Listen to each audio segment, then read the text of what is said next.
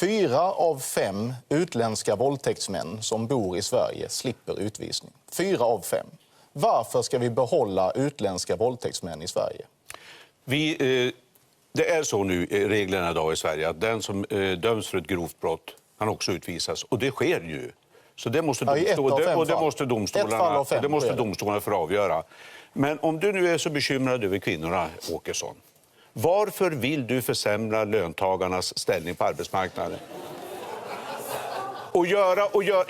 Men det här är allvarligt. Idag, men du vill ju införa undantag för 5. Det innebär att på de allra flesta arbetsplatser i vårt land så kommer vem som helst att kunna bli uppsagd när som helst. Om du tror att det stärker dessa kvinnors situation... hela friden har det med våldtäkter och sexuella övergrepp att göra. Så nu får du väl ändå försöka hålla dig lite till ämnet. Det finns många viktiga saker att diskutera. Och det är klart att kvinnors arbetsvillkor, till exempel i offentlig sektor, det är en viktig fråga. Där har vi massor med förslag för att förbättra arbetsvillkoren. Men nu pratar vi om sexuella övergrepp och våldtäkter. Och det är ett annat problem som inte hänger så mycket ihop med arbetsvillkoren på till exempel sjukhus. Har du inte följt MeToo-debatten? Har du inte följt MeToo-debatten? Vad har den precis med det här att göra? Hur många är det inte på sina arbeten som är utsatta för både det ena och det andra? Vad har det med undantag i turordningsreglerna att göra? Och då är det viktigt att deras ställning stärks här.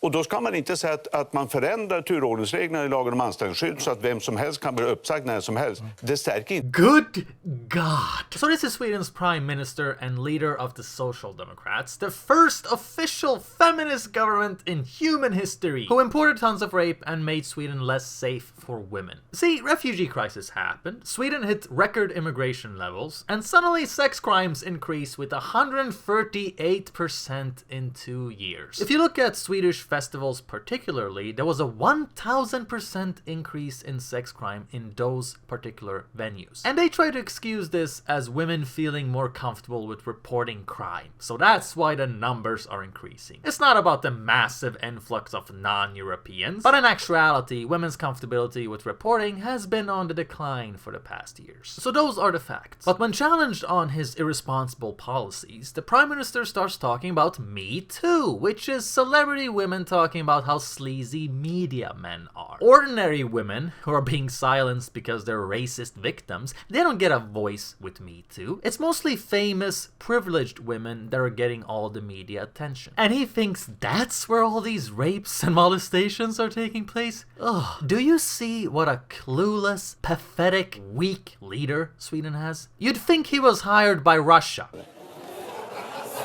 In Norway, the police released a study showing that despite being only 5.4% of the population, non-Europeans are responsible for 25% of all rapes in the country. That is a ridiculous overrepresentation. This is not the only study along this vein. Den allra viktigaste åtgärden i det här läget är att kraftigt begränsa invandringen och då kanske i första hand den muslimska invandringen. So we have a prime minister who doesn't even care about research and data. And then they call us fake news alarmist Nazis for saying that this is a bad development. I'm not living in a nation anymore. I'm living in an experiment. Then the Prime Minister starts talking about how mass immigration is going to be profitable in the long run. Därför att det blir en förtjänst för samhället lite längre fram. Well, here's an actual economist talking about Sweden in honest scientific terms. Have a look. Alla studier utan undantag som har kollat på kostnaderna för invandring i Sverige och inkluderat kostnaderna för asylsystemet kommer fram till att det är en minus. Det finns inte en studie som visar plus. Ändå säger regeringen på sin hemsida och många DN, TV hela tiden att det här är lönsamt, det här är lönsamt. De med svensk ursprung har idag en sysselsättningsgrad på 85%. Det är den nivå som krävs för att välfärdsstaten ska gå runt. Bland utomeuropeiska invandrare är siffran 52%. Och det har varit 52%, ungefär 50-52% i 15 år. Det handlar inte om att integration har blivit ett dugg bättre om man mäter det ordentligt korrekt, det vill säga procent, inte antal. Invandring är inte någon lösning på den svenska åldrande befolkningen, just för att invandrarna själva har så låg, trots att de är unga, har så låg sysselsättningsgrad att de netto har en större börda på skattesystemet än de betalar in.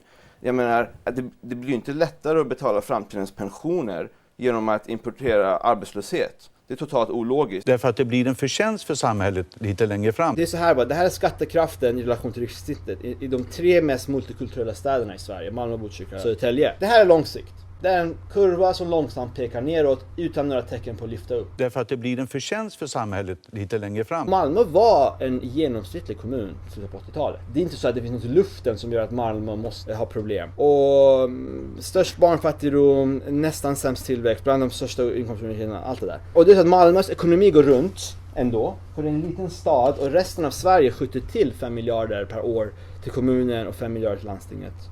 Till Skåne landsting, det är inte bara Malmö. Och Malmö har 12 miljarder av egna skatteintäkter. Och det är så här va. Det kommunala utjämningssystemet designades för glesbygden. Nu får Malmö, Botkyrka och Södertälje nästan lika mycket som hela Norrland. Det har blivit ett system för utanförskap. Trots att de här 3 har mycket färre invånare än Norrland. Vad skulle hända när resten av Sverige är i kapp Malmö är att då kan inte resten av Sverige försörja Malmö. Och om Malmö inte hade de här 5 miljarderna då skulle den ha större strukturell underskott än Grekland.